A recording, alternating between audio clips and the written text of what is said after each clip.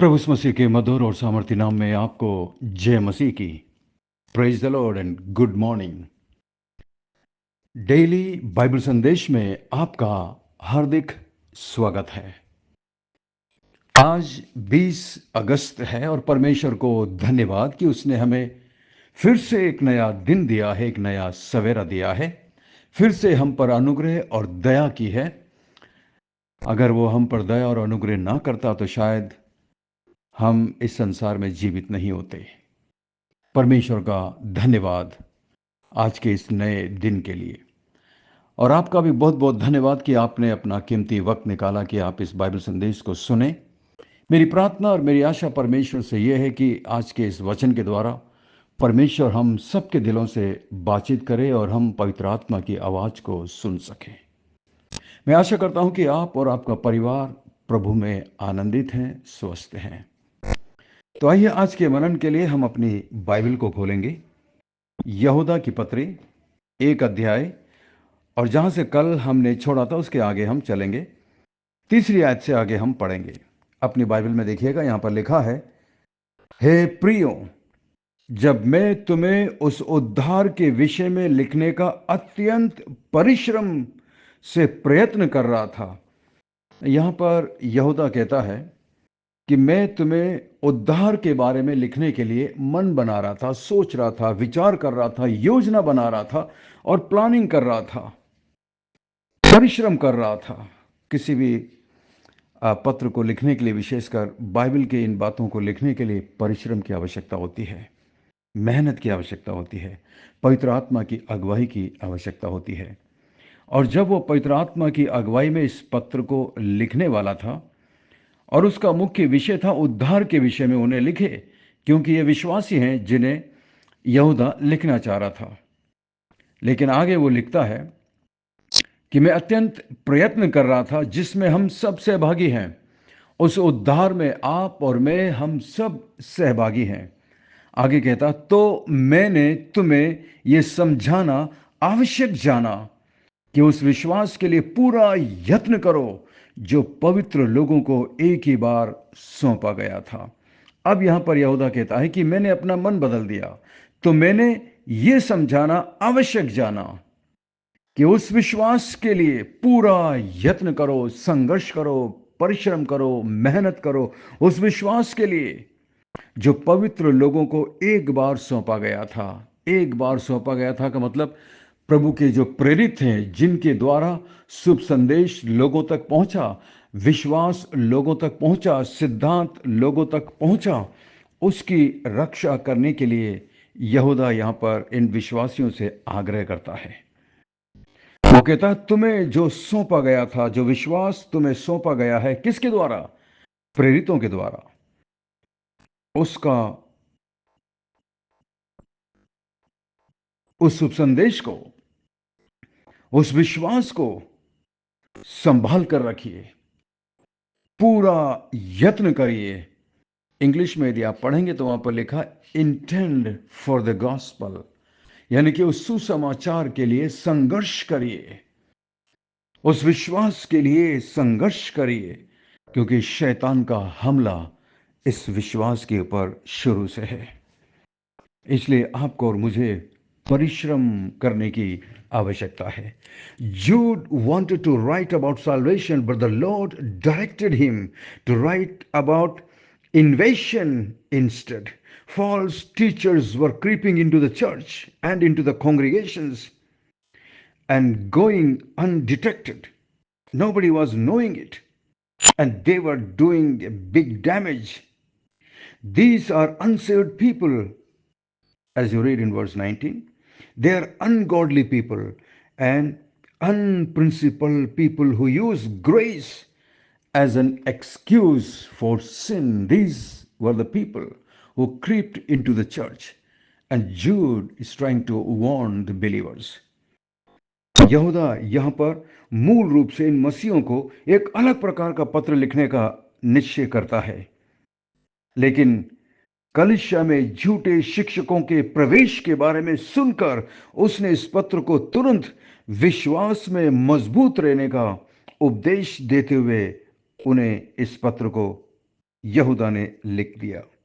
इसका मतलब यह है कि उसने मसीहों को सुसमाचार की सच्ची शिक्षा की रक्षा करने के लिए और उनके विश्वास में दृढ़ रहने के लिए वार्निंग दिया, उन्हें चेतावनी दिया। ये झूठे शिक्षक ये सिखा रहे थे कि किसी व्यक्ति के पाप करने या नहीं करने से कोई फर्क नहीं पड़ता, क्योंकि कोई भी व्यक्ति चाहे जितना भी पाप क्यों ना करे, परमेश्वर का अनुग्रह उसे शुद्ध करने के लिए पर्याप्त है। ऐसा झूठी शिक्षा ये झूठे शिक्षक कलीसिया के अंदर दे रहे थे। इसलिए वे कहते थे कि कोई भी मसीह जो चाहे वो कर सकता है, अपनी इच्छा के अनुसार जी सकता है। ये झूठे शिक्षक अपने बुरे व्यवहार के द्वारा यीशु मसीह का इनकार कर रहे थे, उसकी दैवीय शक्ति का इनकार कर रहे थे। केवल अपनी बातों, अपने वचन के द्वारा ये लोग मसीह का इनकार कर रहे थे। न केवल अपनी बातों और अपने वचन के द्वारा, बल्कि ये अपने कार्य के द्वारा, अपने आचरण के द्वारा यीशु मसीह का इनकार कर रहे थे, क्योंकि ये अपने आप को मसीह बोलकर घुसे थे। लेकिन बाद में पता चला कि ये तो वो हैं जिन्होंने कभी उद्धार पाया ही नहीं था। शुरू से ही कलीसिया के अंदर शैतान ने झूठे शिक्षकों को इस्तेमाल करना शुरू कर दिया था, क्योंकि वो एक ऐसा समय था जब कलीसिया की नींव डाली जा रही थी, कलीसिया की स्थापना हो रही थी। पिंतेकोस्त के दिन कलीसिया की स्थापना हुई और उसके बाद सुसमाचार का प्रचार होना शुरू हो गया और शैतान ने भी अपने काम को जोरों से करना शुरू कर दिया। उसने भी बहुत सारे झूठे प्रचारकों को, झूठे शिक्षकों को खड़ा करना शुरू किया। उसने भी चमत्कार करना, उसने भी चंगाई करना, उसने भी आश्चर्य कर्म करना शुरू किया। प्रेरितों के काम में हम अच्छे तरीके से पढ़ सकते हैं इसके बारे में। और शैतान उस काम को जिसको उसने शुरू किया था, आज वो उस काम को और जोरों से कर रहा है, कई तरीकों से कर रहा है। सबसे पहले तो झूठे शिक्षक चारों तरफ है जो परमेश्वर के वचन के अलावा अपनी शिक्षा देते हैं। मैं सच में बहुत बहुत निराश हो जाता हूं जब मैं ऐसे बड़े बड़े प्रचारकों को देखता हूं, विशेषकर पंजाब में, जो झूठी शिक्षा दे रहे हैं। सिर्फ धन के बारे में प्रचार करते हैं, अमीर कैसे बनना है, बैंक बैलेंस कैसे बढ़ाना है, एटीएम में पैसे कैसे आएंगे, आपके खाते में पैसा कैसे आएगा, आपका कर्जा कैसे माफ हो जाएगा। केवल यही प्रचार करते हैं और कुछ नहीं। पाप के खिलाफ कुछ नहीं बोलते, बेविचार के खिलाफ कुछ नहीं बोलते, झूठ के खिलाफ कुछ नहीं बोलते, शैतान के खिलाफ, नरक के खिलाफ प्रचार नहीं करते। लेकिन आप नया नियम में जितने भी प्रभु के दास थे, जितने भी प्रभु के प्रेरित थे, उनके पत्रियों को पढ़ी, कितना विरोध किया उन्होंने झूठी शिक्षा का। लेकिन आज पता नहीं क्यों ऐसा नहीं करते। शायद उन्हें इस बात का डर है कि यदि हम ऐसा कड़क प्रचार करेंगे तो लोग शायद हमें छोड़कर चले जाएंगे, हमारा सपोर्ट बंद हो जाएगा, सपोर्ट मिलना ख़त्म हो जाएगा, हम फेमस नहीं हो पाएंगे, लोग हमको प्यार नहीं करेंगे, लोग हमसे दूर रहेंगे, लोग हमको पसंद नहीं करेंगे। ऐसा विचार है झूठे प्रचारकों का। इसलिए वो लोगों को खुश करने के लिए उनके तरीके से प्रचार करते हैं, परमेश्वर के वचन के अनुसार नहीं। इसलिए आपको और मुझे सावधान रहने की आवश्यकता है। आगे देखिए यहूदा क्या लिखता है चौथी आयत में, क्योंकि कितने ऐसे मनुष्य चुपके से हम में आ मिले हैं जिनके इस दंड का वर्णन पुराने समय से पहले ही लिखा गया। ये भक्तिहीन है और हमारे परमेश्वर के अनुग्रह को लुचपन में बदल डालते हैं और हमारे एकमात्र स्वामी और प्रभु यीशु मसीह का इनकार करते हैं। परमेश्वर के अनुग्रह को लुचपन में बदल डालते हैं, यानी कि परमेश्वर जितना उन पर दया कर रहा है, उन्हें मौका दे रहा है, वो पश्चाताप करने की बजाय पाप के लिए और भी बहाना बनाते जाते हैं। प्रभु हमारी मदद करे, हम सबकी मदद करे। यदि आज हम जिंदा हैं तो उसके अनुग्रह की वजह से हैं। इसका मतलब ये नहीं है कि हम निरंतर पाप में जीवन बिताएं। पश्चाताप करिए, मन फिराइए और प्रभु के पास लौट आइए। आइए हम प्रार्थना करें। स्वर्ग में विराजमान जीवित और जिंदा परमेश्वर, अनुग्रहकारी दयालु पिता, धन्यवाद हमसे प्यार करने वाले पिताजी, धन्यवाद धन्यवाद धन्यवाद। आपकी सारी आशीषों के लिए धन्यवाद, आपके अनुग्रह के लिए धन्यवाद कि आज भी हम जीवित हैं। धन्यवाद पवित्र आत्मा, हमारे दिलों से बात करने के लिए धन्यवाद। हमारी मदद करिए कि हम न केवल इस वचन को पढ़ें, न केवल उपदेश दें, बल्कि प्रभु हमारी मदद करिए कि हम इसके अनुसार जीवन बिता सकें। हमें क्षमा करना, माफ़ करना प्रभु, जब हमने आपकी पवित्र आत्मा को दुखी किया है, निराश किया है। क्षमा कर, हमें माफ़ कर। मैं प्रार्थना करता हूँ प्रभु जी, इस वक्त मेरे साथ मेरे जितने भी मसीह भाई बहन प्रार्थना में झुके हुए हैं, मैं प्रत्येक के लिए प्रार्थना करता हूँ प्रभु जी। प्रत्येक पर अपने हाथों को बढ़ाकर उन्हें छू लीजिए। अपने हाथों से उन्हें छूकर महान परमेश्वर वो शांति दीजिए जो केवल आप दे सकते हैं। मैं सबसे पहले प्रार्थना करता हूँ मेरे जितने भी भाई इस वक्त मेरे साथ प्रार्थना में हैं, महान परमेश्वर आप उनकी प्रार्थना को सुन लीजिए, उनके परिवार को आशीष दीजिए, उनकी पत्नियों को आशीष देना प्रभु, उनके बच्चों को आशीष देना, उनके घर में आपकी आशीष रहे महान परमेश्वर। उनकी आर्थिक जो समस्या है प्रभु जी, उसमें आप उनकी सहायता और मदद करना। दयालु पिता, अनुग्रहकारी, धन्यवाद, धन्यवाद, धन्यवाद परमेश्वर, धन्यवाद यीशु मसीह। आपके प्रेम के लिए धन्यवाद, आपकी आशीषों के लिए धन्यवाद, धन्यवाद महान परमेश्वर। सहायता कर और मदद कर महान परमेश्वर। मैं प्रार्थना करता हूँ मेरी सभी बहनों के लिए जो इस वक्त मेरे साथ प्रार्थना में झुकी हुई हैं प्रभु जी, आपसे प्रार्थना कर रही हैं। आप उनकी प्रार्थना को सुनकर जवाब दीजिए, उनकी प्रार्थना का उत्तर दीजिए प्रभु। कई दिनों से वो अपने परिवार के लिए, अपने पति के लिए प्रार्थना कर रही हैं, अपने बच्चों के लिए प्रार्थना कर रही हैं मान परमेश्वर। आप उन पर अनुग्रह और दया करें मान परमेश्वर। उनके बच्चों को अच्छा भविष्य देना, अच्छा करियर देना मान परमेश्वर।